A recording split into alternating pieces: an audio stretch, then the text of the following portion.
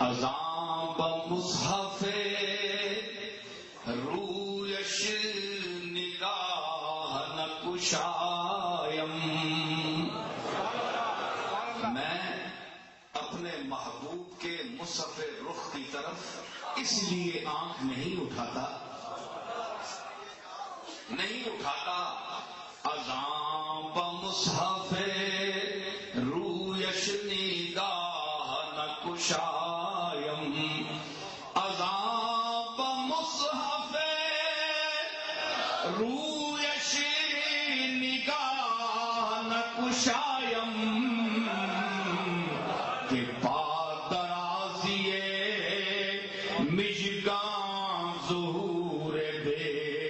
ادبی،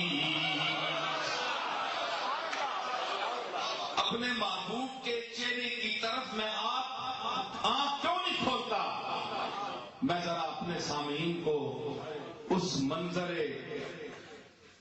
پر نور کی طرف لے جانا چاہتا ہوں جب والشمس کے مکھڑے والا واللیل کی زلفوں والا مجلس آراستہ فرما کر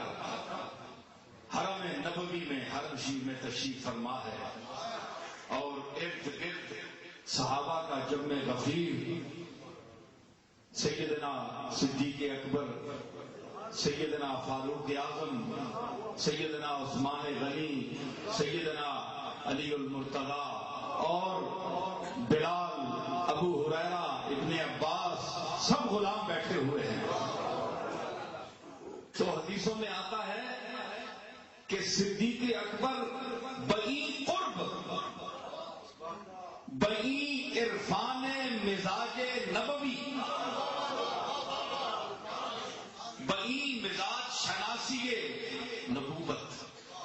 حضور کے چہرے کی طرف کبھی کھل کر دیکھا نہیں، آنکھ اٹھا کر نہیں بلکہ سر جھکا کر۔ تو یہ میرا شعر حضرت صدیق اکبر کی نظر ہے، صحابہ کی ان پاک نگاہوں کی نظر ہے جو حضور کے جلوہ رخ کا احترام کرنا جانتے تھے۔ کہ اذان یہ نہ کہو یہ تو میرے پاس بیٹھے ہیں، سرکار میرے سامنے ہیں، ہمارے سامنے ہیں، ہم اس لیے نظر نہیں اٹھاتے سرکار کے مصحف رخ کی طرف، مصحف کہتے ہیں قرآن کو،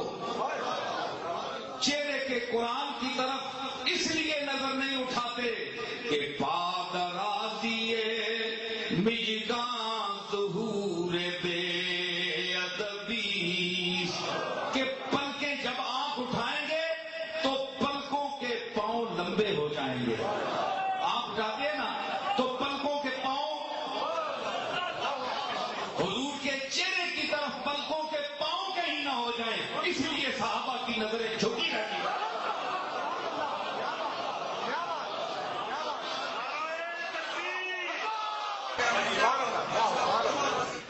اذان بمصحف، میری سر بھی اونچی ہوگی، رویش نگاہ نکشایم، کہ پادرازی مژگان ظہور بے ادبی، پلکیں ان کے پیر نہ ہو جائیں اس لیے جھکا کر رکھی، یہ ادب کا مقام ہے۔